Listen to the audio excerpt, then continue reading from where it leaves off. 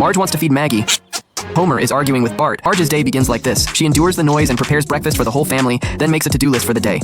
She also needs to help Homer retrieve the bottle cap hidden in the bowling ball, but she goes to several stores without getting the bowling ball fixed. She can only take Maggie to the supermarket first to buy daily necessities. But the items she puts in the shopping cart are thrown out by Maggie. She wants to listen to the radio to relax, but hears a man speaking dismissively about his dead wife. This reminds Marge of her family, who's always causing her trouble. Just then, Maggie bites through the pacifier. Milk spills all over Marge. She finally can't take it anymore. She parks the car sideways across the bridge. The bus driver wants to negotiate with Marge, but is scolded away by the angry Marge. Springfield Bridge now has a massive traffic jam. Reporter Kent quickly breaks the news about this incident. Homer loudly mocks in front of the TV. Homer rushes to the scene. The police ask Homer to persuade Marge. The chief next to him quickly stops him. Under Chief Wiggum's guidance, Homer finally realizes his mistakes. He sincerely apologizes to Marge. Marge finally chooses to forgive him. Unable to sleep, Marge sees an advertisement for a resort. The relaxed and pleasant atmosphere deeply attracts her. She tells Homer about her desire to go on vacation. Homer is startled by this news. You mean we're getting a divorce? But the three children don't have this luck. Marge can only leave Maggie with Homer to take care of. The train Marge is taking is about to depart, but Homer still has a lot to say to Marge on the first day living with their aunts. Bart and Lisa enjoy a perfect lunch. At this moment, Homer also wants to feed Maggie, but puts the food into his own mouth. He watches shows with Maggie, but accidentally flattens Maggie like a pancake. He uses a stapler to secure Maggie's diaper and performs a show of the dog biting Homer for her. He even calls Barney over to cheer her up, but Maggie starts to miss Marge. She points at Marge's photo to hint to Homer. Maggie can't bear the days without her mother. She crawls out of the house through the dog door at night, but discovers that Marge's hair is just next door. Maggie disappointedly turns around and embarks on a journey to find her mother. The next morning, Homer comes to Maggie's room, but finds that Maggie is no longer in the crib, losing. Maggie devastates him. He wants Barney to help him search for Maggie, but Barney advises him to finish eating first. At this moment, Maggie is wandering the streets. She mistakes a woman in the hair salon for Marge, but this woman is not Marge. She can only continue searching disappointedly, but Marge knows nothing about all this. She sleeps in a super luxurious queen-size bed, then arranges an exclusive in-room massage service for herself. At this moment, Homer also arrives at Patty and Selma's house to look for Maggie. Lisa and Bart rush over. Homer, back home, receives a call from Marge. She'll be home in an hour, asking Homer to bring the three children to the station to pick her up. But at this moment, Maggie has already caught the police's attention. At this moment, Homer is thinking of excuses to deceive Marge, but Chief Clancy knocks on the Simpsons' door,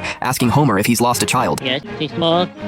She's a girl. Hearing Homer's answer, the chief returns Maggie, who's behind him, to Homer, but he also wants to charge Homer with 3 counts of negligence. Homer rushes to Patty and Selma's house to pick up Lisa and Bart. On the train, Marge gets a photo of her family. They look exactly like those people outside the window.